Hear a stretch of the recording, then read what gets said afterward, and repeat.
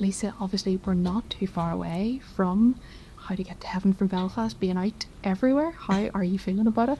Very, very nervous. Like I'm always so nervous before something comes out, but at the same time, it's kind of at that point where there's nothing I can do. It just needs to go out there and see what the audience think of it now. Absolutely. And I was saying to the girls, this show really does feel like Clarke personified. Like, it is just crazy in the best possible way. Where did the idea for it come from?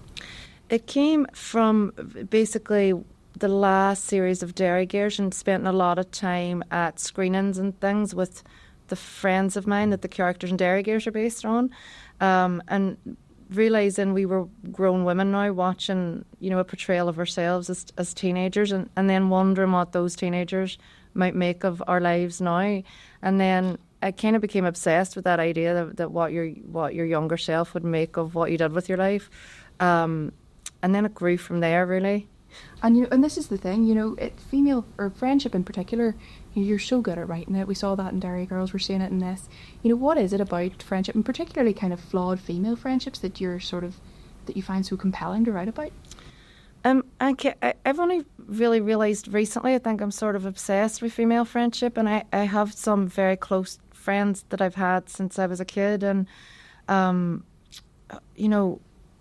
how those relationships change as we get older is very interesting to me. I also always felt like, I think this is changing thankfully, but that it was never represented on screen. You especially an ensemble, you would often have one female character, and they were, a lot of times when I was growing up, they were the sensible wife telling the husband off, or the girlfriend, and it was the boys that were doing all the crazy things. So I always wanted, that never felt truthful to me either, because my friends were the most chaotic and make bad decisions, as do I, and I wanted to really see that represented, and I wanted the women to be the ones, really at the centre, really getting on the pickle.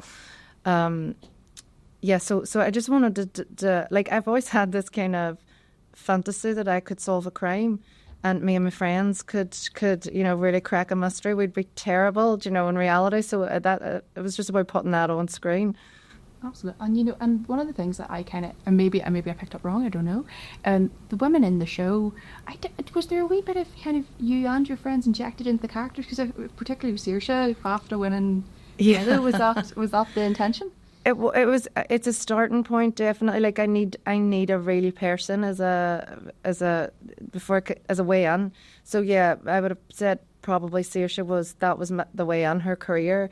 And then obviously, I'm a mum, but I have a friend that's very much who Robin's based on. She's very, very glamorous and very funny, and I have a friend who Dara's based on, who was looking after her mum, who's very sort of, who's just a very gentle person, and has a really good moral compass. Do you know what I mean? Really makes you think about things sometimes you'd rather not think about. So it was a combination of those of those friends of mine, and maybe other characters, pushing them this way or that way. I sometimes use other characters in other TV shows or in books, or as starting points as well. So they're a real mishmash of different things, I would say. Well, and and I suppose there is kind of, to me, there feels like there's kind of almost like a fourth main character in Belfast and in Ireland in general, because you've got these beautiful filming locations, and and you've got a real variety of different accents from across the island. Was that the intention? Did you want to kind of also represent Ireland through this show? I think, like, at the start, I wanted to, I'd only really thought as far, to be honest, as Belfast and Donegal, but I knew that the title, I knew I wanted to do a road trippy type thing as well. So, like, I knew we'd probably go all over.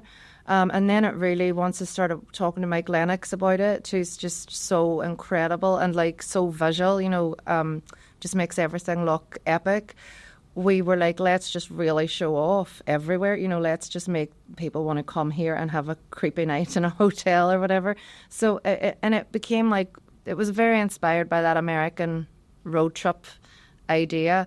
Like, there's, and some of it's not entirely true. There's a bit in it where one of the characters says, I didn't even know we had motels. And it's like, well, we probably don't, but we're going in this show, because it was what we wanted to to do. So yeah, it was just a chance to go everywhere and see different parts of the country.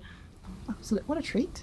Yeah, it was great. And then just lastly, I asked the girls this as well. You know, obviously in the show you kind of focus on that lovely relationship between your older and younger self, and you know what that would be like. And I was thinking, you know, if your teenage self could see you now and see this show, what do you think she would think? I think she'd be delighted. I think she'd like, this is always what I wanted to do. I've always wanted to be a writer. Like, I think she'd have thought I would be like Jessica Fletcher. I'd be writing novels and solving murders in my spare time. So she might be like a wee bit disappointed I'm not doing that. But like, I think it's pretty close to what I wanted to do, you know, and to be writing about your home as well. You know, it's just such a privilege, and I just feel so lucky to be making this show about here and making it here, you know, with the Irish cast and crew. It's incredible.